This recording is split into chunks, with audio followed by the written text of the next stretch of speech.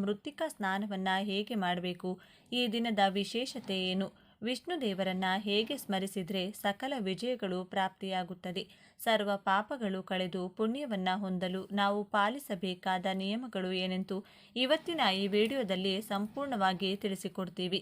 ಇನ್ನು ಈ ಶಕ್ತಿಯುತವಾದ ದಿನದಂದು ಕೇವಲ ಈ ಒಂದು ಮರವನ್ನು ಮುಟ್ಟಿದ್ರೆ ಸಾಕು, 7 ತಲೆಮಾರುಗಳವರೆಗೂ ಕರಗದಷ್ಟು ಹಣ ಬರುತ್ತದೆ. ನಿಮ್ಮ ಜೀವನದಲ್ಲಿರುವ ಬಡತನ ಪೂರ್ತಿಯಾಗಿ ಹೊರಟು ಹೋಗುತ್ತದೆ. ಕಷ್ಟಗಳು, ಆರ್ಥಿಕ ಸಮಸ್ಯೆಗಳು ಎಲ್ಲವೂ ಹೋಗುತ್ತದೆ. 1 ವರ್ಷದವರೆಗೂ ಹಣಕ್ಕೆ ಯಾವ ಲೋಪವೂ ಇರುವುದಿಲ್ಲ. ಲಕ್ಷ್ಮೀದೇವಿಯ ಅನುಗ್ರಹ ಸಿಗುತ್ತದೆ ಎಂದು ನಮ್ಮ ಪೂರ್ವಿಕರು ಹೇಳಿದ್ದಾರೆ. ಹಾಗಾದರೆ ಯಾವ ಮರವನ್ನು ಮುಟ್ಟಬೇಕೆಂದು ಈ ವಿಡಿಯೋದಲ್ಲಿ ನಾವು ತಿಳಿದುಕೊಳ್ಳೋಣ. ಆದರೆ ಅದಕ್ಕೂ ಮುಂಚೆ ನೀವಿನ್ನು ನಮ್ಮ ಚಾನಲ್ನ ಸಬ್ಸ್ಕ್ರೈಬ್ ಮಾಡಿಕೊಂಡಿಲ್ಲ ಅಂದರೆ ಖಂಡಿತ ಈಗಲೇ ಸಬ್ಸ್ಕ್ರೈಬ್ ಮಾಡ್ಕೊಳ್ಳಿ.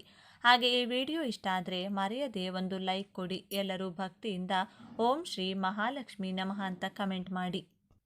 ಸ್ನೇಹಿತರೆ, ಈ ದಿನ ಲಕ್ಷ್ಮೀದೇವಿಯ ಆರಾಧನೆ ತುಂಬ ಶ್ರೇಷ್ಠವಾದ ಫಲವನ್ನು ಕೊಡುತ್ತದೆ. ಯಾವ ದಿನದಂದು 16 ಕಳೆಗಳಿಗಿಂತ ರಾತ್ರಿ ವೇಳೆಯಲ್ಲಿ ಚಂದ್ರ ಪ್ರಕಾಶಿಸುತ್ತಿರುತ್ತಾನೋ ಆ ದಿನದಂದು ಯಾರು ತಮ್ಮ ಮನೆಯಲ್ಲಿ ಲಕ್ಷ್ಮೀದೇವಿಯ ಆರಾಧನೆ ಮಾಡುತ್ತಾರೋ ಅವರಿಗೆ ಕಷ್ಟಗಳು, ಸಮಸ್ಯೆಗಳು ಹೋಗುವಂತೆ ಲಕ್ಷ್ಮೀದೇವಿಯವರಿಗೆ ಆಶೀರ್ವಾದ ಮಾಡಿ ಅವರ ಮನೆಯೊಳಗೆ ಪ್ರವೇಶಿಸಿ ಅಷ್ಟೈಶ್ವರ್ಯಗಳ ಸುರಿಮಳೆ ಸುರಿಸುತ್ತಾಳೆ. ಹಾಗಾಗಿ ಚಂದ್ರ ಪೂರ್ತಿಯಾಗಿ ಹೊಳೆಯುತ್ತಿರುವಂಥ ಈ ದಿನದಂದು ಮಾತೆ ಲಕ್ಷ್ಮಿಯನ್ನು ಆರಾಧಿಸುವುದು ತುಂಬ ಒಳ್ಳೆಯದು. ಒಂದು ಸಲ ಶ್ರೀ ಮಹಾವಿಷ್ಣು ಮಹಾಲಕ್ಷ್ಮಿಯೊಂದಿಗೆ ಈ ರೀತಿ ಹೇಳಿದ್ದರು: ದೇವಿ, ಈಗ ಕಲಿಯುಗ ಶುರುವಾಗಿದೆ. ಪ್ರತಿ ಮನುಷ್ಯ ಧರ್ಮದ ಮೇಲೆ ಅವಲಂಬಿಸಿರುವುದಿಲ್ಲ, ಕೇವಲ ಹಣದ ಮೇಲೆ ಅವಲಂಬಿಸಿ ಮನುಷ್ಯ ಬದುಕುತ್ತಾನೆ. ಹಾಗಾಗಿ ದೇವಿ, ನೀನು ಸ್ವತಃ ಭೂಲೋಕಕ್ಕೆ ಹೋಗಿ ಪ್ರತಿ ವ್ಯಕ್ತಿಗೂ ಹಣ ಸಿಗುವಂತೆ ಮಾಡು ಎಂದು ಹೇಳಿದರು. ಅದಕ್ಕೆ ಲಕ್ಷ್ಮೀದೇವಿ, ಸ್ವಾಮಿ, ಮೊದಲೇ ಇದು ಕಲಿಯುಗ, ಪ್ರತಿ ಮನುಷ್ಯ ಕೆಟ್ಟ ಆಲೋಚನೆಯಿಂದ ಇರುತ್ತಾನೆ. ಅಂಥವರ ಹತ್ತಿರ ನನ್ನನ್ನು ಹೋಗು ಅನ್ನುತ್ತಿದ್ದೀಯಾ ಎಂದು. ಇದು ನ್ಯಾಯವಾ? ನಿಮ್ಮ ಪಾದ ಸೇವೆ ಬಿಟ್ಟು ಪ್ರತಿಯೊಬ್ಬರ ಹತ್ತಿರ ನನ್ನನ್ನು ಹೋಗು ಅನ್ನುತ್ತಿದ್ದೀರಿ. ಇದು ಎಷ್ಟರ ಮಟ್ಟಿಗೆ ಸರಿ? ನಾನು ಯಾವ ಪರಿಸ್ಥಿತಿಯಲ್ಲೂ ಹೋಗುವುದಿಲ್ಲ ಅಂದರು. ಲಕ್ಷ್ಮಿ ಆಗ ಮಹಾವಿಷ್ಣು, ದೇವಿ, ಎಲ್ಲರ ಹತ್ತಿರ ನೀನು ಇರುವ ಅಗತ್ಯವಿಲ್ಲ. ಯಾರ ಹತ್ತಿರ ಇರಬೇಕೆಂದು ನಾನು ಹೇಳುತ್ತೇನೆ, ಅಂಥವರ ಹತ್ತಿರ ಮಾತ್ರ ನೀನು ಇರಬೇಕು. ಮೊದಲನೆಯದು ಧರ್ಮವನ್ನು ನಂಬುವವರು ಹಾಗೂ ಪಾಲಿಸುವವರು, ಅವರ ಮೇಲೆ ನಿನ್ನ ಕರುಣೆ ಸದಾ ಇರಬೇಕು. ಎರಡನೆಯದು ಎಲ್ಲ ಸಮಯದಲ್ಲೂ ಸತ್ಯ ನುಡಿಯುವವರು, ಸುಳ್ಳು ಮಾತನಾಡದೆ ಕೇವಲ ಸತ್ಯ ಮಾತ್ರ ಆಡುವ ವ್ಯಕ್ತಿಯ ಹತ್ತಿರ ನೀನಿರಬೇಕು. ಮೂರನೆಯದು ಯಾವಾಗಲೂ ಅವನ ಕುಟುಂಬಕ್ಕಾಗಿ ಮಾತ್ರವಲ್ಲದೆ ಸಕಲ ಜೀವರಾಶಿಗಾಗಿ ಪರಿತಪಿಸುವ ವ್ಯಕ್ತಿಯ ಹತ್ತಿರ ಸದಾ ಕಾಲ ನೀನಿರಬೇಕು. ನಾಲ್ಕನೆಯದು ದೈವ ಕಾರ್ಯಗಳನ್ನು ಮಾಡುವ ವ್ಯಕ್ತಿಯ ಹತ್ತಿರ ನೀನು ಇರಬೇಕು. ಈ 4 ಜನರ ಹತ್ತಿರ ಯಾವ ಸಂದೇಹವೂ ಇಲ್ಲದೆ ನೀನು ಇರಬಹುದು ಅಂದರು ಮಹಾವಿಷ್ಣು. ಆಗ ದೇವಿ, ಸ್ವಾಮಿ, ಮೊದಲು ನೀವು ಎಲ್ಲರ ಹತ್ತಿರವೂ ಹೋಗು ಎಂದು ಹೇಳಿದ್ದೀರಿ, ಅದಕ್ಕೆ ಅರ್ಥವೇನು ಎಂದು ಕೇಳಿದರು. ಆಗ ಮಹಾವಿಷ್ಣು, ದೇವಿ, ನೀನು ಎಲ್ಲರ ಹತ್ತಿರ ಹೋದರೂ ಕೂಡ ಕೆಲಕಾಲ ಮಾತ್ರವೇ ಅವರ ಹತ್ತಿರವಿದ್ದು ಕೊನೆಯಲ್ಲಿ ನಾನು ಹೇಳಿದಂಥ ಈ 4 ಜನರ ಹತ್ತಿರ ಬಂದು ಬಿಡಬೇಕು ಎಂದು ಹೇಳಿದರು. ಆಗ ಮಹಾಲಕ್ಷ್ಮಿ, ಸ್ವಾಮಿ, ಆ ರೀತಿ ಹೇಗೆ ಬಂದು ಬಿಡಲು ಸಾಧ್ಯ ಎಂದು ಕೇಳಿದರು. ಆಗ ಮಹಾವಿಷ್ಣು, ದೇವಿ, ನೀನು 3 ರೀತಿಯಲ್ಲಿ ಅವರಿಂದ ದೂರವಾಗುತ್ತೀಯ. ನಾನು 3ರನ್ನು ನಿನಗೆ ಸಹಾಯಕ್ಕಾಗಿ ಸೃಷ್ಟಿಸುತ್ತೇನೆ. ಮೊದಲನೆಯವನು ಅನಾರೋಗ್ಯ ತರುತ್ತಾನೆ. ಆಗ ಚಿಕಿತ್ಸೆಗಾಗಿ ನಿನ್ನನ್ನು ಅದೇ ವ್ಯಕ್ತಿ ಬೇರೆಯವರಿಗೆ ಕೊಡುತ್ತಾನೆ. ಇದರಿಂದ ನೀನು ಬೇರೆಯವರ ಹತ್ತಿರ ಸುಲಭವಾಗಿ ಹೋಗುತ್ತೀಯ. ಎರಡನೆಯವನು ಸುಳ್ಳು ಹೇಳುವಂತೆ ಮಾಡುತ್ತಾನೆ. 1 ಸುಳ್ಳು ಮುಚ್ಚಿಡಲು 100 ಸುಳ್ಳುಗಳನ್ನು ಹೇಳಬೇಕು. ಆ ರೀತಿ ಸುಳ್ಳು ಖಾಲಿಯಾದಾಗ ಅಥವಾ ಜನರು ಅವನನ್ನು ನಂಬುವುದು ಬಿಟ್ಟಾಗ ಅದುವರೆಗೂ ಅವನು ಕೂಡಿಟ್ಟಿರುವಂತಹ ಹಣ, ಗೌರವ, ಆಸ್ತಿ, ಮರ್ಯಾದೆ ಎಲ್ಲವೂ ಕೂಡ ದೂರ ಆಗುತ್ತದೆ. ಆ ರೀತಿ ನೀನು ಆ ವ್ಯಕ್ತಿಯಿಂದ ದೂರ ಆಗ್ತೀಯ. ಮೂರನೆಯವನು ಕೆಟ್ಟ ಆಲೋಚನೆಗಳನ್ನು ತರಿಸುತ್ತಾನೆ. ಮನುಷ್ಯ ಅವನು ಮಾಡಿದ ಕೆಟ್ಟ ಕೆಲಸಗಳನ್ನು ಮುಚ್ಚಿ ಹಾಕಲು ಹಣ ಖರ್ಚು ಮಾಡುತ್ತಾನೆ. ಒಮ್ಮೊಮ್ಮೆ ಅವನು ಮಾಡಿರುವ ಕೆಲಸ ಮುಚ್ಚಿ ಹಾಕಲು ಅದುವರೆಗೂ ಅವನು ಕೂಡಿಟ್ಟಿರುವ ಹಣವೆಲ್ಲ ಕೂಡ ಖರ್ಚು ಮಾಡಬೇಕಾಗುತ್ತದೆ. ಆ ರೀತಿ ನೀನು ಆ ವ್ಯಕ್ತಿಯಿಂದ ದೂರ ಆಗ್ತೀಯ. ದೇವಿ, ಈ 3 ವ್ಯಕ್ತಿಗಳು ಯಾವಾಗಲೂ ನಿನಗೆ ಸಹಾಯ ಮಾಡುತ್ತಾರೆ. ನಿನಗೆ ಯಾವ ವ್ಯಕ್ತಿ ಇಷ್ಟವಿಲ್ಲವೋ ಅಥವಾ ಯಾರ ಮನೆಯಲ್ಲಿ ಇರಲು ಇಷ್ಟ ಇಲ್ಲವೋ ಅಂತಹ ವ್ಯಕ್ತಿಯ ಹತ್ತಿರ ಈ 3 ವ್ಯಕ್ತಿಗಳನ್ನು ಕಳಿಸು. ಅವರು ಅವರ ಕೆಲಸ ಶುರು ಮಾಡುತ್ತಾರೆ. ಆ ಮೂಲಕ ನೀನು ಅವರಿಂದ ದೂರ ಆಗ್ತೀಯಾ ಎಂದು ಹೇಳಿದರು. ಹಾಗಾಗಿ ಸ್ನೇಹಿತರೆ, ಈ 3 ಗುಣಗಳಿರುವಂಥ ವ್ಯಕ್ತಿಗಳು ಕಲಿಯುಗದಲ್ಲಿ ಲಕ್ಷ್ಮಿಯ ಅನುಗ್ರಹ ಪಡೆಯಲು ಸಾಧ್ಯವಾಗುವುದಿಲ್ಲ.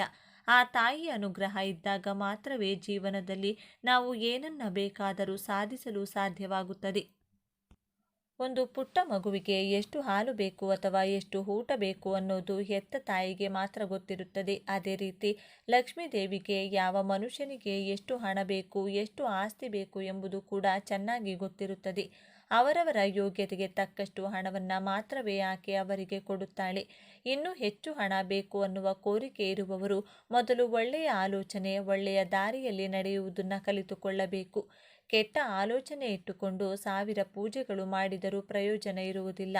ಈ ದಿನದಂದು ಮನೆಯಲ್ಲಿ ವಿಷ್ಣು ದೇವರಿಗೆ ಸಂಬಂಧಿಸಿದ ಚಿತ್ರಪಟ ಅಥವಾ ವಿಗ್ರಹ ಇಟ್ಟು ಶ್ರೀರಾಮಚಂದ್ರ ಹಾಗೂ ವಿಷ್ಣು ದೇವರ ಸ್ಮರಣೆ ಮಾಡುತ್ತಾ ಪುಷ್ಪಗಳನ್ನು ತುಳಸಿ ಮಾಲೆಗಳಿಂದ ಅಲಂಕಾರ ಮಾಡಬೇಕು. 3 ಬತ್ತಿಗಳನ್ನು ಬಿಡಿ ಬಿಡಿಯಾಗಿ ಕೂರಿಸಿ ತುಪ್ಪದಿಂದ ದೀಪಗಳನ್ನು ಬೆಳಗಿಸಬೇಕು. ಏಲಕ್ಕಿ ಮಾಲೆಯನ್ನು ವಿಷ್ಣು ದೇವರಿಗೆ ಅರ್ಪಿಸಿ ಭಕ್ತಿಯಿಂದ ನಮಸ್ಕಾರ ಮಾಡಿಕೊಳ್ಳಬೇಕು. ನಿಮಗೆ ಯಾವುದೇ ಕಷ್ಟಗಳಿದ್ದರೂ ದೂರವಾಗುತ್ತದೆ. ಈ ದಿನ ಸಂಜೆ ಸಮಯದಲ್ಲಿ ತುಳಸಿ ಗಿಡದ ಮುಂದೆ ತುಪ್ಪದ ದೀಪಗಳನ್ನು ಇಟ್ಟು ನಮಸ್ಕಾರ ಮಾಡಿಕೊಳ್ಳಿ. ಕಂಕಣ ಭಾಗ್ಯ, ಸಂತಾನ ಭಾಗ್ಯ, ಮಕ್ಕಳ ಏಳಿಗೆ, ನಿಮ್ಮ ಹಣದ ಕೋರಿಕೆ, ಸಕಲ ದೋಷಗಳು ದೂರವಾಗಿ ಈ ದಿನ ಆಚರಿಸಿದ ಫಲದಿಂದ ಆ ಭಗವಂತನ ಪರಿಪೂರ್ಣ ಅನುಗ್ರಹ ಪ್ರಾಪ್ತಿಯಾಗುತ್ತದೆ. ಇನ್ನು ಅತಿ ಮುಖ್ಯವಾಗಿ ಮೃತ್ತಿಕಾ ಸ್ನಾನವನ್ನು ಈ ದಿನ ಹೇಗೆ ಮಾಡಬೇಕು ಅಂತ ನೋಡೋದಾದರೆ, ಸ್ವಲ್ಪ ಎಳ್ಳಿನ ಪುಡಿ, ಸ್ವಲ್ಪ ಹಸುವಿನ ಸಗಣಿ ಹಾಗೂ ಸ್ವಲ್ಪ ಮಣ್ಣನ್ನು ಈ 3 ಮಿಶ್ರಣವನ್ನು ಮಾಡಿ ದೇಹಕ್ಕೆ ಹಚ್ಚಿಕೊಂಡು ನಂತರ ಸ್ನಾನವನ್ನು ಮಾಡಬೇಕು. ಇದನ್ನೇ ಮೃತ್ತಿಕಾ ಸ್ನಾನ ಅಂತ ಕರೆಯುತ್ತಾರೆ. ಯಾರು ಈ ದಿನ ಮೃತ್ತಿಕಾ ಸ್ನಾನವನ್ನು ಈ ವಿಧವಾಗಿ ಆಚರಿಸುತ್ತಾರೋ, ಸ್ನಾನವನ್ನು ಮಾಡುತ್ತಾರೋ ಅವರಿಗೆ ಜೀವನದಲ್ಲಿ ಸೋಲು ಎನ್ನುವುದೇ ಇರುವುದಿಲ್ಲ. ಎಲ್ಲ ರಂಗದಲ್ಲೂ ವಿಜಯಗಳು ಪ್ರಾಪ್ತಿಯಾಗುತ್ತದೆ. ಸಾಕ್ಷಾತ್ ವಿಷ್ಣು ದೇವರ ಅನುಗ್ರಹದ ಜೊತೆಗೆ ಲಕ್ಷ್ಮೀ ದೇವಿಯ ಕೃಪೆ ಕೂಡ ಪ್ರಾಪ್ತಿಯಾಗುತ್ತದೆ. ಇನ್ನು ಈ ದಿನ ನಾವು ಮುಟ್ಟಬೇಕಾಗಿರುವಂಥ ಮರ ಬೇವು. ನಮ್ಮ ಹಿಂದೂ ಧರ್ಮದಲ್ಲಿ ಬೇವಿನ ಮರಕ್ಕೆ ಎಷ್ಟು ಪ್ರಾಮುಖ್ಯತೆ ಇದೆ. ಆ ಮರದಲ್ಲಿ ತ್ರಿದೇವಿಗಳಾದ ಲಕ್ಷ್ಮಿ, ಸರಸ್ವತಿ, ಪಾರ್ವತಿ ನೆಲೆಸಿರುತ್ತಾರೆ. ಪ್ರತಿದಿನ ಎದ್ದ ತಕ್ಷಣ ಬೇವಿನ ಮರ ನೋಡಿದರೆ ಆ ದಿನವೆಲ್ಲ ಶುಭ ನಡೆಯುತ್ತದೆ. ಪ್ರತಿದಿನ ಬೇವಿನ ಮರಕ್ಕೆ ನೀರು ಹಾಕಿ ಪೂಜೆ ಮಾಡಿದರೆ ತ್ರಿದೇವಿಗಳ ಆಶೀರ್ವಾದ ಸಿಗುತ್ತದೆ. ಈ ದಿನ ಒಂದು ಚೊಂಬಿನ ತುಂಬ ನೀರನ್ನು ಬೇವಿನ ಮರಕ್ಕೆ ಹಾಕಿ ಭಕ್ತಿಯಿಂದ ಪೂಜೆ ಮಾಡಿ 11 ಸಲ ಮರ ಮುಟ್ಟಿ ನಮಸ್ಕಾರ ಮಾಡಿಕೊಳ್ಳಿ. ಆ ರೀತಿ ನೀವು ಮರವನ್ನು ಮುಟ್ಟುವಾಗ ನಿಮ್ಮ ಮನಸ್ಸಿನಲ್ಲಿರುವ ಕೋರಿಕೆಯನ್ನು ಹೇಳಿಕೊಂಡ್ರೆ ಬೇಗನೆ ಆ ಕೋರಿಕೆ ನೆರವೇರುತ್ತದೆ. ಬಳಿಕ ಸ್ವಲ್ಪ ಹೊತ್ತು ಮರದ ಕೆಳಗೆ ಕುಳಿತುಕೊಂಡು ಅದರ ನಂತರ ಮನೆಗೆ ಹೋಗಿ. ಇನ್ನು ದೇವರು ಶಿವ ಭೋಲಾಶಂಕರನಿಗೆ ಅಭಿಷೇಕ ಮಾಡಿಸುವುದರಿಂದ ಪರಿಪೂರ್ಣ ಜ್ಞಾನ ಮತ್ತು ದೈವಾನುಗ್ರಹವನ್ನು ಪಡೆಯಬಹುದು ಎಂದು ಪುರಾಣಗಳು ಹೇಳುತ್ತವೆ. ಅಭಿಷೇಕದ ಸಮಯದಲ್ಲಿ ದೈವ ವಿಗ್ರಹಗಳಿಂದ ಅತ್ಯಂತ ಅಮೂಲ್ಯವಾದ ಶಕ್ತಿಗಳು ಹೊರಹೊಮ್ಮುತ್ತವೆ. ಅಭಿಷೇಕಗಳೆಂದರೆ ದೇವತೆಗಳು ಪ್ರೀತಿ ಮಾಡುತ್ತಾರೆ. ಅಭಿಷೇಕ ಪ್ರಿಯ ಶಿವ. ಆದ್ದರಿಂದ ಶಿವನಿಗೆ ಅಭಿಷೇಕ ಮಾಡಿಸುವುದರಿಂದ ವಿಶೇಷ ಫಲಿತಾಂಶಗಳನ್ನು ಪಡೆಯಬಹುದು. ಸಾಮಾನ್ಯವಾಗಿ ಶಿವನನ್ನ ನೀರು ಅಥವಾ ಹಾಲಿನಿಂದ ಅಭಿಷೇಕ ಮಾಡುತ್ತಾರೆ. ದ್ರವ್ಯದಿಂದ ಅಭಿಷೇಕ ಮಾಡಿದರೂ ಫಲಿತಾಂಶ ಒಂದೇ ಆಗುತ್ತದೆ ಎಂದು ಭಾವಿಸುತ್ತಾರೆ. ಆದರೆ ಮಹರ್ಷಿಗಳು ಆಯ್ಕೆ ಮಾಡಿದ ಪ್ರತಿಯೊಂದು ದ್ರವ್ಯದಿಂದ ಅಭಿಷೇಕ ಮಾಡೋದ್ರಿಂದ ಒಂದೊಂದು ಫಲಿತಾಂಶ ಸಿಗುತ್ತದೆ ಎಂದು ಹೇಳಲಾಗುತ್ತದೆ. ಶಿವನಿಗೆ ಕೆಲವು ಪದಾರ್ಥಗಳಿಂದ ಅಭಿಷೇಕ ಮಾಡಿಸಿದರೆ ನಿಮ್ಮ ಆಸೆಗಳು ಈಡೇರುತ್ತವೆ. ಮೊದಲಿಗೆ ಅರಿಶಿನ ಪುಡಿಯಿಂದ ಶಿವನಿಗೆ ಅಭಿಷೇಕ ಮಾಡಿಸಿದರೆ ಸರ್ಕಾರಿ ಅಧಿಕಾರಿಗಳಿಂದ ಸಕಾರಾತ್ಮಕ ಪ್ರಕ್ರಿಯೆ ಸಿಗುತ್ತದೆ, ದೈವಾನುಗ್ರಹ ಸಿಗುತ್ತದೆ, ದೋಷಗಳು ನಿವಾರಣೆಯಾಗುತ್ತವೆ. ಅಕ್ಕಿ ಹಿಟ್ಟಿನಿಂದ ಅಭಿಷೇಕ ಮಾಡಿಸಿದರೆ ಸಾಲದ ಬಾಧೆಗಳು ನಿವಾರಣೆಯಾಗುತ್ತವೆ. ಪಂಚಾಮೃತದಿಂದ ಶಿವನಿಗೆ ಅಭಿಷೇಕ ಮಾಡಿಸೋದ್ರಿಂದ ಅಷ್ಟೈಶ್ವರ್ಯಗಳು ಪ್ರಾಪ್ತಿಯಾಗುತ್ತದೆ. ತುಪ್ಪದಿಂದ ಶಿವಾಭಿಷೇಕ ಮಾಡಿದರೆ ಮೋಕ್ಷ ಸಿಗುತ್ತದೆ. ಹಾಲಿನಿಂದ ಪರಮಾತ್ಮನಿಗೆ ಅಭಿಷೇಕ ಮಾಡಿಸಿದರೆ ಆಯುಷ್ಯ ಹೆಚ್ಚುತ್ತದೆ. ಮೊಸರಿನಿಂದ ಶಿವಾಭಿಷೇಕ ಮಾಡುವುದರಿಂದ ಸಂತಾನ ಪ್ರಾಪ್ತಿಯಾಗುತ್ತದೆ. ಹಣ್ಣಿನ ರಸದಿಂದ ಶಿವಾಭಿಷೇಕ ಮಾಡಿದರೆ ಆರೋಗ್ಯ ಸಿಗುತ್ತದೆ, ಅನಾರೋಗ್ಯಗಳು ಮಾಯವಾಗುತ್ತವೆ. ಕಬ್ಬಿನ ರಸದಿಂದ ಶಿವಾಭಿಷೇಕ ಮಾಡಿಸಿದರೆ ಆಯುಷ್ಯದ ಜೊತೆಗೆ ಸಂಪೂರ್ಣ ಆರೋಗ್ಯ ಲಭಿಸುತ್ತದೆ. ನಿಂಬೆ ರಸದಿಂದ ಶಿವಾಭಿಷೇಕ ಮಾಡಿದರೆ ಶತ್ರು ಭಯ ಇರುವುದಿಲ್ಲ. ತೆಂಗಿನ ನೀರಿನಿಂದ ಶಿವಾಭಿಷೇಕ ಮಾಡಿದರೆ ಉನ್ನತ ಪದವಿಗಳು, ಸ್ಥಾನಮಾನ, ಗೌರವ, ಕೀರ್ತಿ ಲಭಿಸುತ್ತದೆ. ನೆಲ್ಲಿಕಾಯಿ ಪುಡಿಯಿಂದ ಶಿವಾಭಿಷೇಕ ಮಾಡಿಸಿದರೆ ರೋಗಗಳು ಮಾಯವಾಗುತ್ತವೆ. ಪನ್ನೀರಿನಿಂದ ಶಿವಾಭಿಷೇಕ ಮಾಡಿದರೆ ಸಂತೋಷದ ಜೀವನ ಪ್ರಾಪ್ತಿಯಾಗುತ್ತದೆ. ಚಂದನದಿಂದ ಶಿವಾಭಿಷೇಕ ಮಾಡೋದ್ರಿಂದ ಕೀರ್ತಿ ಪ್ರತಿಷ್ಠೆಗಳು ಹೆಚ್ಚುತ್ತವೆ. ನೀರಿನಿಂದ ಶಿವಾಭಿಷೇಕ ಮಾಡಿದರೆ ಕಳೆದು ಹೋದ ದ್ರವ್ಯವನ್ನು ಮತ್ತೆ ಪಡೆಯಬಹುದು. ಮೊಸರಿನಿಂದ ಅಭಿಷೇಕ ಮಾಡಿದರೆ ಬಲ ಆರೋಗ್ಯ ವೃದ್ಧಿಸುತ್ತದೆ, ಮಹಾಪಾಪಗಳು ನಾಶವಾಗುತ್ತವೆ. ಅದೇ ರೀತಿ ಅನ್ನಾಭಿಷೇಕದಿಂದ ಯಾವುದೇ ತೊಂದರೆಗಳು ಇರುವುದಿಲ್ಲ, ಸಕಲ ಸಂತೋಷಗಳು ಲಭಿಸುತ್ತವೆ. ಜೇನುತುಪ್ಪದಿಂದ ಶಿವನಿಗೆ ಅಭಿಷೇಕ ಮಾಡಿಸಿದರೆ ಅದ್ಭುತವಾದ ಪಾತ್ರವನ್ನು ಪಡೆಯುತ್ತಾರೆ ಎಂದು ಆಧ್ಯಾತ್ಮಿಕ ಹಿರಿಯರು ಹೇಳುತ್ತಾರೆ. ಈ ವಿಡಿಯೋ ನಿಮಗೆ ಇಷ್ಟ ಆದರೆ ಲೈಕ್ ಮಾಡಿ, ಶೇರ್ ಮಾಡಿ. ಇಂಥ ಹೆಚ್ಚಿನ ಉತ್ತಮ ಮಾಹಿತಿಗಳಿಗಾಗಿ ತಪ್ಪದೇ ನಮ್ಮ ಚಾನೆಲ್ನ ಸಬ್ಸ್ಕ್ರೈಬ್ ಮಾಡಿಕೊಳ್ಳಿ. ಈ ದಿನವು ಲಕ್ಷ್ಮೀ ದೇವಿಗೆ ಸಮರ್ಪಿತವಾಗಿದ್ದು, ಈ ದಿನದ ಲಕ್ಷ್ಮೀ ಪೂಜೆಯು ಅತ್ಯಂತ ಫಲಪ್ರದವಾಗಿರುತ್ತದೆ. ಈ ದಿನದಂದು ಲಕ್ಷ್ಮೀ ದೇವಿಯನ್ನು ಪೂಜಿಸುವುದು ಮಾತ್ರವಲ್ಲ, ಆಕೆಗೆ ಹಿಟ್ಟಿನ ದೀಪವನ್ನು ಕೂಡ ಹಚ್ಚಿಡಲಾಗುತ್ತದೆ. ಮನೆಯಲ್ಲಿ ಯಾವುದಾದರೂ ವಿಶೇಷ ಸ್ಥಳದಲ್ಲಿ ಹಿಟ್ಟಿನ ದೀಪವನ್ನು ಬೆಳಗಿಸುವುದು ಬಹಳ ಫಲಪ್ರದವಾಗಿದೆ ಎನ್ನುವ ನಂಬಿಕೆ ಇದೆ. ಹೀಗೆ ಮಾಡುವುದರಿಂದ ಒಬ್ಬ ವ್ಯಕ್ತಿಯು ಜೀವನದ ಅನೇಕ ದುಃಖಗಳಿಂದ ಪರಿಹಾರವನ್ನು ಪಡೆದುಕೊಳ್ಳುತ್ತಾನೆ ಮತ್ತು ಲಕ್ಷ್ಮೀ ದೇವಿಯ ಆಶೀರ್ವಾದವನ್ನು ಪಡೆದುಕೊಳ್ಳುತ್ತಾನೆ. ಲಕ್ಷ್ಮೀ ದೇವಿಯನ್ನು ಭಕ್ತಿಯಿಂದ ಪೂಜಿಸುವುದರ ಜೊತೆಗೆ ಯಾವುದಾದರೂ ಸ್ಥಳದಲ್ಲಿ ಹಿಟ್ಟಿನ ದೀಪವನ್ನು ಸಹ ಬೆಳಗಿಸುವುದು ಶುಭ ಫಲಗಳನ್ನು ನೀಡುತ್ತದೆ. ಮನೆಯ ಯಾವ ಸ್ಥಳದಲ್ಲಿ ಹಿಟ್ಟಿನ ದೀಪವನ್ನು ಹಚ್ಚಿಡಬೇಕು, ಕಷ್ಟಗಳೆಲ್ಲ ಮಂಜಿನಂತೆ ಕರಗಿ ಹೋಗುತ್ತದೆ. ಜೀವನದಲ್ಲಿನ ಎಲ್ಲ ವಿಧವಾದ ಸಮಸ್ಯೆಗಳು ದೂರವಾಗಲು, ಹಣದ ಏಳಿಗೆ, ನೆಮ್ಮದಿಯನ್ನು ಪಡೆಯಲು ಬಾಗಿಲಿಗೆ ಯಾವ ಬೇರನ್ನು ಕಟ್ಟಬೇಕು ನೋಡೋಣ ಬನ್ನಿ. ಇನ್ನು ನಿಮ್ಮ ವೃತ್ತಿ ಅಥವಾ ವ್ಯವಹಾರದಲ್ಲಿ ನೀವು ಪದೇ ಪದೇ ಸಮಸ್ಯೆಗಳನ್ನು ಎದುರಿಸುತ್ತಿದ್ದರೆ ಮತ್ತು ಹಣದ ಕೊರತೆಯಿಂದ ತೊಂದರೆಗೊಳಗಾಗುತ್ತಿದ್ದರೆ ನೀವು ₹5 ನಾಣ್ಯದಿಂದ ಪರಿಹಾರವನ್ನು ಕಂಡುಕೊಳ್ಳಬಹುದು ಎಂದು ವಾಸ್ತುಶಾಸ್ತ್ರಜ್ಞರು ಹೇಳುತ್ತಾರೆ.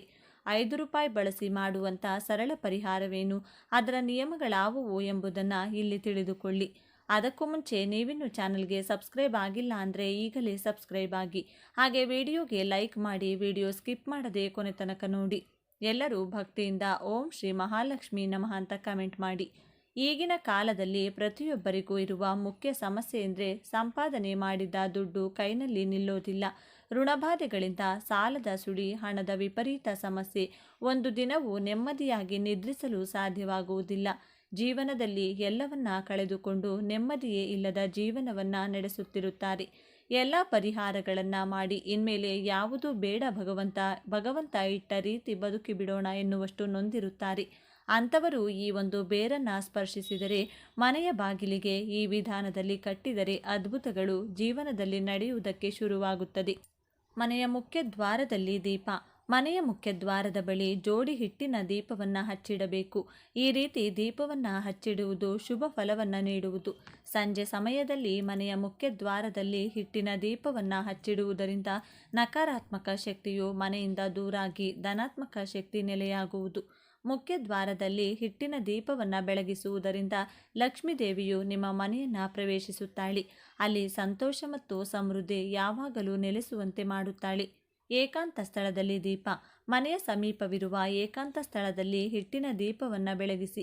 ಹೀಗೆ ಮಾಡೋದ್ರಿಂದ ಒಬ್ಬ ವ್ಯಕ್ತಿಯು ಕೌಟುಂಬಿಕ ತೊಂದರೆಗಳಿಂದ ಪರಿಹಾರ ಪಡೆಯಬಹುದು. ಮನೆಯಲ್ಲಿ ಸಂತೋಷ ಮತ್ತು ಶಾಂತಿ ಉಳಿಯುವುದು. ಯಾವುದೇ ಏಕಾಂತ ಸ್ಥಳದಲ್ಲಿ ಆಗಿರಬಹುದು, ನದಿ ದಂಡೆಯ ಮೇಲೆ ಆಗಿರಬಹುದು, ದೀಪವನ್ನು ಹಚ್ಚಿಡಬೇಕು. ಹೀಗೆ ಮಾಡೋದ್ರಿಂದ ಮನೆಯಿಂದ ನಕಾರಾತ್ಮಕತೆ ದೂರವಾಗುತ್ತದೆ ಮತ್ತು ಲಕ್ಷ್ಮೀ ದೇವಿಯ ಆಶೀರ್ವಾದವು ಕುಟುಂಬ ಸದಸ್ಯರ ಮೇಲೆ ಉಳಿಯುತ್ತದೆ. ತುಳಸಿ ಗಿಡದ ಬಳಿ ದೀಪ. ಲಕ್ಷ್ಮೀ ದೇವಿಯನ್ನು ಪೂಜಿಸುವುದರ ಜೊತೆಗೆ ಸಂಜೆ ತುಳಸಿ ಗಿಡದ ಬಳಿ ಹಿಟ್ಟಿನ ದೀಪವನ್ನು ಸಹ ಬೆಳಗಿಸಬೇಕು ಎನ್ನುವ ನಂಬಿಕೆ ಇದೆ. ನಂಬಿಕೆಗಳ ಪ್ರಕಾರ ಲಕ್ಷ್ಮೀ ದೇವಿಯು ತುಳಸಿಯನ್ನು ವಾಸಿಸುತ್ತಾಳೆ. ಅಂತಹ ಪರಿಸ್ಥಿತಿಯಲ್ಲಿ ನೀವು ತುಳಸಿ ಗಿಡದ ಮುಂದೆ ಹಿಟ್ಟಿನ ದೀಪವನ್ನು ಇಟ್ಟರೆ ಲಕ್ಷ್ಮೀ ದೇವಿಯು ಸಂತೋಷವಾಗುತ್ತಾಳೆ ಮತ್ತು ಆಕೆಯ ಕೃಪೆಯು ಆ ವ್ಯಕ್ತಿಯ ಮೇಲೆ ಉಳಿಯುವಂತೆ ಮಾಡುತ್ತಾಳೆ. ಹಿಟ್ಟಿನ ದೀಪವನ್ನು ಬೆಳಗಿಸೋದ್ರಿಂದ ಲಕ್ಷ್ಮಿ ಹಾಗೂ ವಿಷ್ಣುವಿನ ಕೃಪೆಯನ್ನು ಪಡೆಯಬಹುದು. ಈ ಪರಿಹಾರವನ್ನು ಮಾಡೋದ್ರಿಂದ ವ್ಯಕ್ತಿಯ ಮನೆಯಲ್ಲಿ ಯಾವಾಗಲೂ ಸಂತೋಷ ಮತ್ತು ಶಾಂತಿ ನೆಲೆಸುತ್ತದೆ. ಮನೆಯ ಚಾವಣಿಯ ಮೇಲೆ ದೀಪ. ಮನೆಯ ಚಾವಣಿಯ ಮೇಲೆ ಹಿಟ್ಟಿನ ದೀಪವನ್ನು ಹಚ್ಚಿಡಬೇಕು. ಮನೆಯ ಚಾವಣಿಯ ಮೇಲೆ ಹಿಟ್ಟಿನ ದೀಪವನ್ನು ಹಚ್ಚಿಡೋದ್ರಿಂದ ವ್ಯಕ್ತಿಯ ಆಸೆಗಳೆಲ್ಲವೂ ಈಡೇರುವುದು. ಕೌಟುಂಬಿಕ ಸಮಸ್ಯೆಗಳು ಪರಿಹಾರವಾಗುವುದು. ಹೀಗೆ ಮಾಡೋದ್ರಿಂದ ಕೌಟುಂಬಿಕ ಸಾಮರಸ್ಯವನ್ನು ಕಾಪಾಡಿಕೊಳ್ಳಬಹುದು. ಮನೆಯಲ್ಲಿನ ನಕಾರಾತ್ಮಕ ಶಕ್ತಿಯು ದೂರವಾಗುವುದು. ಲಕ್ಷ್ಮಿಯ ಮುಂದೆ ಹಿಟ್ಟಿನ ದೀಪ. ಲಕ್ಷ್ಮೀ ದೇವಿಯನ್ನು ಪೂಜಿಸುವುದು ಹಿಂದೂ ಧರ್ಮದ ಪ್ರಕಾರ ಅತ್ಯಂತ ಪ್ರಶಸ್ತವಾಗಿದೆ. ಅಂತಹ ಸಂದರ್ಭದಲ್ಲಿ ಲಕ್ಷ್ಮೀ ದೇವಿಯನ್ನು ಪೂಜಿಸಿ ನಂತರ ಹಿಟ್ಟಿನಿಂದ ದೀಪವನ್ನು ತಯಾರಿಸಿ ಆ ದೀಪವನ್ನು ಲಕ್ಷ್ಮೀ ದೇವಿಯ ವಿಗ್ರಹ ಅಥವಾ ಫೋಟೋದ ಮುಂದೆ ಹಚ್ಚಿಡಬೇಕು. ಈ ರೀತಿ ದೀಪವನ್ನು ಹಚ್ಚಿಡೋದ್ರಿಂದ ಮನೆಯಲ್ಲಿ ಸಂತೋಷ ತುಂಬಿರುತ್ತದೆ, ದುಃಖಗಳು ದೂರವಾಗುತ್ತದೆ ಮತ್ತು ಹಣಕಾಸಿನ ಸಮಸ್ಯೆಗಳಿಂದ ಪರಿಹಾರ ದೊರೆಯುತ್ತದೆ. ಮನೆಯ ಬಾಗಿಲಿಗೆ ಈ ಶಕ್ತಿಯುತ ಬೇರನ್ನ ಕಟ್ಟಬೇಕು. ಈ ಬೇರು ಯಾವುದೆಂದರೆ ಆಲದ ಮರದ ಬೇರು. ಈ ಬೇರನ್ನ ಮನೆಗೆ ತಂದು ಒಂದು ಸಲ ಹಾಲಿನಿಂದ ಮತ್ತೊಂದು ಸಲ ಶುದ್ಧ ಜಲದಿಂದ ತೊಳೆದು ನಂತರ ಹಳದಿ ಕೆಂಪು ದಾರದಲ್ಲಿ ಕಟ್ಟಿ ಬಿಳಿ ಅಥವಾ ಹಳದಿ ವಸ್ತ್ರದಲ್ಲಿ ಈ ಬೇರನ್ನ ಕಟ್ಟಿ ದೇವರ ಕೋಣೆಯಲ್ಲಿಟ್ಟು ಪೂಜಿಸಬೇಕು. ಮನೆಯ ಎಲ್ಲ ಕಷ್ಟಗಳು ನಿವಾರಣೆಯಾಗಿ ಉತ್ತಮೋತ್ತಮ ಫಲಗಳು ಪ್ರಾಪ್ತಿಯಾಗಲಿ.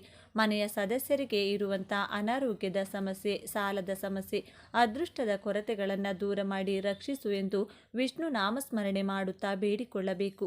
ನಂತರ ಈ ಬೇರು ಕಟ್ಟಿದ ಮೂಟೆಯನ್ನು ಮನೆಯ ಹೊರಭಾಗ ಬಾಗಿಲಿನ ಮೇಲ್ಭಾಗದಲ್ಲಿ ನೇತು ಹಾಕಬೇಕು. ಇದರಿಂದ ವಿಪರೀತವಾಗಿ ಧನಾಕರ್ಷಣೆ ಆಗುತ್ತದೆ. ಮನೆಯಲ್ಲಿನ ಎಂಥದ್ದೇ ಕಠಿಣ ಸಮಸ್ಯೆಗಳು ಶೀಘ್ರವಾಗಿ ದೂರವಾಗುತ್ತದೆ. ಇದಕ್ಕೆ ಕಾರಣ ಏನು ಅಂತ ನೋಡೋದಾದರೆ ಆಲದ ಮರ. ಶ್ರೀ ಮಹಾವಿಷ್ಣು ದೇವರ ಸ್ವರೂಪ. ಪ್ರಳಯ ಕಾಲದಲ್ಲಿ ಸೃಷ್ಟಿಯು ಜಲದಿಂದ ತುಂಬಿ ಹೋದಾಗ ಮುದ್ದು ಕೃಷ್ಣನು ಆಲದ ಮರದ ಎಲೆಯ ಮೇಲೆ ಹೆಬ್ಬೆರಳನ್ನು ಬಾಯಲ್ಲಿಟ್ಟುಕೊಂಡು ದರ್ಶನವನ್ನ ನೀಡಿದ್ದನು. ಜ್ಞಾನವನ್ನ ಉಪದೇಶಿಸುವ ದಕ್ಷಿಣಾಮೂರ್ತಿ ರೂಪದಲ್ಲಿರುವ ಪರಮೇಶ್ವರನು ಕೂಡ ಆಲದ ಮರದ ಕೆಳಗೆ ಜ್ಞಾನವನ್ನ ಉಪದೇಶಿಸಿದ್ದನು. ಸ್ವತಃ ಪರಮೇಶ್ವರನಿಗೆ ಮಹಾವಿಷ್ಣುವಿಗೆ ಅತ್ಯಂತ ಪ್ರಿಯವಾದ ಮರ ಅಥವಾ ವೃಕ್ಷವೆಂದರೆ ಅದು ಆಲದ ಮರ.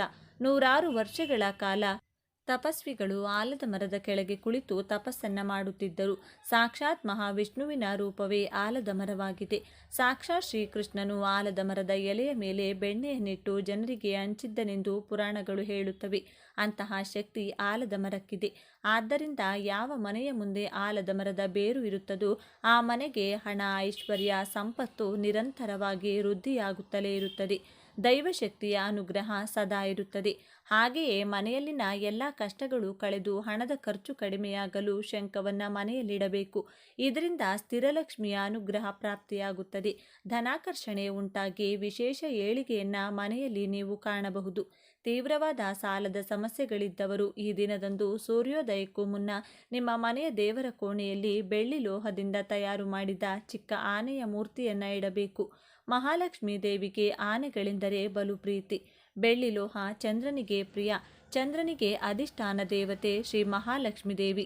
ಬೆಳ್ಳಿ ಆನೆಯ ವಿಗ್ರಹವನ್ನು ಮನೆಯಲ್ಲಿಟ್ಟು ಪೂಜಿಸುತ್ತಾ ಬಂದರೆ ಲಕ್ಷ್ಮೀ ಚಂದ್ರರ ಅನುಗ್ರಹದಿಂದ ಸಾಲಗಳು ಹಂತ ಹಂತವಾಗಿ ತೀರಿ ಹೋಗುತ್ತದೆ. ಇನ್ನು ಈ ದಿನ ಒಂದು ಚಿಕ್ಕ ಪಾತ್ರೆ ಅಥವಾ ಬಟ್ಟಲಿನಲ್ಲಿ ಜೇನುತುಪ್ಪವನ್ನು ತುಂಬಿಸಿ ಆ ಬಟ್ಟಲನ್ನು ಯಾರೂ ಓಡಾಡದೇ ಇರುವಂಥ ನಿರ್ಜನ ಪ್ರದೇಶದಲ್ಲಿ ಚಿಕ್ಕದಾಗಿ ಗುಂಡಿ ತೆಗೆದು ಅದರೊಳಗೆ ಮುಚ್ಚಿ ಮನೆಗೆ ಬರಬೇಕು. ಜೇನುತುಪ್ಪವು ಶುಕ್ರನಿಗೆ ಪ್ರಿಯವಾದದ್ದು. ಈ ಕೆಲಸ ಮಾಡೋದ್ರಿಂದ ಶುಕ್ರನ ಬಲ ಹೆಚ್ಚಾಗುತ್ತದೆ. ಜೇನುತುಪ್ಪದ ಬಟ್ಟಲನ್ನು ಎಲ್ಲಾದರೂ ಊತಿಡಲು ಸಾಧ್ಯವಾಗದಿದ್ದರೆ ದೈವ ವೃಕ್ಷಗಳ ಕೆಳಗೆ ಇರುವೆಗಳಿಗೆ ಆಹಾರವಾಗಿ ಹಾಕುತ್ತಾ ಬರಬೇಕು. ಇದರಿಂದಲೂ ಶುಕ್ರನ ಅನುಗ್ರಹ ಪ್ರಾಪ್ತಿಯಾಗುತ್ತದೆ. ಹಣದ ಎಲ್ಲ ಸಮಸ್ಯೆ, ಸಾಲದ ಎಲ್ಲ ಕಷ್ಟಗಳು ಶೀಘ್ರವಾಗಿ ದೂರವಾಗಿ ಸುಖ ನೆಮ್ಮದಿಯ ಜೀವನವನ್ನು ನೀವು ನೋಡಬಹುದು. ಇನ್ನು ವ್ಯಾಪಾರಸ್ಥರು ವ್ಯಾಪಾರ ಚೆನ್ನಾಗಿ ನಡಿಬೇಕು. ನರದೃಷ್ಟಿ, ಅಕ್ಕಪಕ್ಕದ ಅಂಗಡಿಯವರ ದೃಷ್ಟಿ ದೂರವಾಗಿ ಚೆನ್ನಾಗಿ ವ್ಯಾಪಾರ ಆಗಲು ಮನೆಯವರ ಕೈನಲ್ಲಿ ದೃಷ್ಟಿಯನ್ನು ತೆಗೆಸಿಕೊಳ್ಬೇಕು. ಹೇಗೆಂದರೆ 7 ಲಡ್ಡುಗಳನ್ನು ಕೈನಲ್ಲಿ ಹಿಡಿದು ನಿಮ್ಮ ತಲೆಯ ಸುತ್ತ 3 ಬಾರಿ, ಎಡಭಾಗದಿಂದ 3 ಬಾರಿ, ಬಲಭಾಗದಿಂದ 3 ಬಾರಿ ಸುತ್ತಿ ನಂತರ ಆ 7 ಲಡ್ಡುಗಳನ್ನು ಗೋಮಾತೆಗೆ ಅಥವಾ ಮೂಕಜೀವಿಗಳಿಗೆ, ಶ್ವಾನಗಳಿಗೆ ಆಹಾರವಾಗಿ ನೀಡಬೇಕು. ಇದರಿಂದ ಹಣದ ಎಲ್ಲ ಸಮಸ್ಯೆಗಳ ಜೊತೆಗೆ ವ್ಯಾಪಾರದಲ್ಲಿನ ಅಡೆತಡೆಗಳು, ಅಕ್ಕಪಕ್ಕದವರ ದೃಷ್ಟಿ ದೋಷಗಳು ಶೀಘ್ರವಾಗಿ ದೂರವಾಗಿ ವ್ಯಾಪಾರ ಚೆನ್ನಾಗಿ ನಡೆಯುತ್ತದೆ. ನೋಡಿದ್ರಲ್ಲ, ಮನೆಯ ಮುಖ್ಯ ದ್ವಾರಕ್ಕೆ ಯಾವ ಯಾವ ಬೇರನ್ನ ಕಟ್ಟಬೇಕು, ವ್ಯಾಪಾರಸ್ಥರು ವ್ಯಾಪಾರದ ಏಳಿಗೆಗೆ ಯಾವ ತಂತ್ರವನ್ನ ಮಾಡಬೇಕು.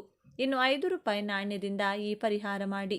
ಬೆಳಗ್ಗೆ ಬೇಗನೆ ಎದ್ದು ಸ್ನಾನ ಮಾಡಿ ಮತ್ತು ಸ್ವಚ್ಛವಾದ ಬಟ್ಟೆಗಳನ್ನು ಧರಿಸಿ ನಂತರ 5 ರೂಪಾಯಿ ನಾಣ್ಯದ ಮೇಲೆ ಅರಿಶಿನ ಮತ್ತು ಸಿಂಧೂರವನ್ನು ಹಚ್ಚಿ ಶುದ್ಧ ಹಳದಿ ಬಟ್ಟೆಯಲ್ಲಿ ಸುತ್ತಿ ಇದರ ನಂತರ ಅದನ್ನು ದೇವರ ಕೋಣೆಯಲ್ಲಿರಿಸಿ ಪೂಜಿಸಿ. ಮರುದಿನ ಬೆಳಿಗ್ಗೆ ಈ 5 ರೂಪಾಯಿ ನಾಣ್ಯವನ್ನು ಬಟ್ಟೆ ಸಮೇತವಾಗಿ ತೆಗೆದುಕೊಂಡು ಅದನ್ನು ನಿಮ್ಮ ಕೆಲಸದ ಸ್ಥಳದ ಡ್ರಾಯರ್ನಲ್ಲಿ ಅಥವಾ ನೀವು ಹಣವನ್ನು ಇಡುವ ಲಾಕರ್ನಲ್ಲಿ ಇರಿಸಿ. ಈ ರೀತಿ ಮಾಡೋದ್ರಿಂದ ನೀವು ಕೆಲವೇ ದಿನಗಳಲ್ಲಿ ನಿಮ್ಮ ವ್ಯವಹಾರದಲ್ಲಿ ಪ್ರಗತಿಯನ್ನು ಪಡೆಯುತ್ತೀರಿ ಮತ್ತು ನಿಮ್ಮ ವೃತ್ತಿ ಜೀವನದಲ್ಲಿ ಬರುವ ಅಡೆತಡೆಗಳು ಸಹ ದೂರವಾಗಲು ಪ್ರಾರಂಭಿಸುತ್ತವೆ. ಇದಲ್ಲದೆ ನೀವು ಗುರುವಾರ ಅಥವಾ ಶುಕ್ರವಾರ ಸಂಜೆ 5 ರೂಪಾಯಿ ನಾಣ್ಯವನ್ನು ಗಂಗಾ ಜಲದಿಂದ ಶುದ್ಧೀಕರಿಸಿ ಈಗ ನಾಣ್ಯವನ್ನು ಲಕ್ಷ್ಮೀ ದೇವಿಯ ಪಾದಗಳಿಗೆ ತಾಜಾ ಗುಲಾಬಿ ಹೂಗಳು ಮತ್ತು ಅಕ್ಕಿಯೊಂದಿಗೆ ಅರ್ಪಿಸಿ. ಇದರ ನಂತರ ಲಕ್ಷ್ಮೀ ದೇವಿಯನ್ನ ಶಾಸ್ತ್ರೋಕ್ತವಾಗಿ ಪೂಜಿಸಿ ಮರುದಿನ ಬೆಳಿಗ್ಗೆ ಆ ವಸ್ತುಗಳನ್ನು ತೆಗೆದುಕೊಂಡು ಕೆಂಪು ಬಟ್ಟೆಯಲ್ಲಿ ಕಟ್ಟಿ ನೀವು ಹಣವನ್ನು ಇಡುವ ಲಾಕರ್ನಲ್ಲಿಡಿ. ಇದಲ್ಲದೆ ಪ್ರತಿ ಶುಕ್ರವಾರ ಹೂಗಳನ್ನು ಬದಲಾಯಿಸುತ್ತೀರಿ. ಹೀಗೆ ಮಾಡೋದ್ರಿಂದ ನೀವು ಆರ್ಥಿಕ ಸಮಸ್ಯೆಗಳಿಂದ ಮುಕ್ತರಾಗುತ್ತೀರಿ. ಇದರೊಂದಿಗೆ ಮನೆಯ ಆರ್ಥಿಕ ಸ್ಥಿತಿಯು ಬಲಗೊಳ್ಳುತ್ತದೆ ಪ್ರಾರಂಭಿಸುತ್ತದೆ. ಈ ಮಾಹಿತಿ ನಿಮಗೆ ಇಷ್ಟವಾಗಿದ್ದರೆ ತಪ್ಪದೆ ವಿಡಿಯೋನ ಪ್ರತಿಯೊಬ್ಬರಿಗೂ ಕೂಡ ಶೇರ್ ಮಾಡಿ. ಎಲ್ಲರೂ ಭಕ್ತಿಯಿಂದ ಓಂ ನಮಃ ಶಿವಾಯ ಅಂತ ಕಮೆಂಟ್ ಮಾಡಿ. ಧನ್ಯವಾದಗಳು.